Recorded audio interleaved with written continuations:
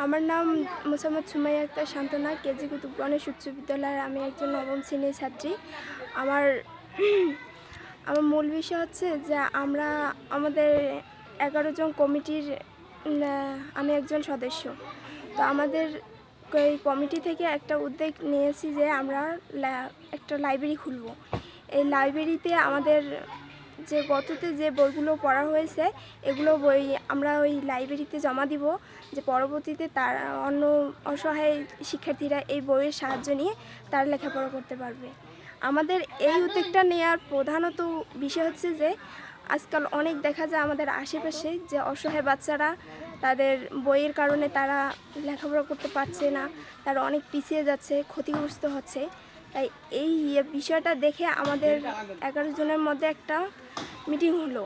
এখন এই মিটিংয়ে আমরা নিলাম যে আমরা একটা লাইব্রেরি গঠন করব।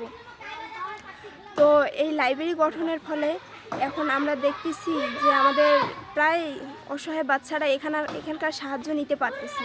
আমার এই কমিটিতে কাজ করতে অনেক ভালো লাগে, কারণ আগে আমার এইরকম কমিটি ছিল না। তো আমাকে অনেক খারাপ লাগছিল, অসহায় বাচ্চারা স্কুলে আসতে পারতো না। এখন আমাদের এই কমিটি খোলার পর তারা অনেক সুযোগ সুবিধার পেয়েছে, সেজন্য তারা স্কুলে আসছে। এখন আমার অনেক ভালো লাগতেছে।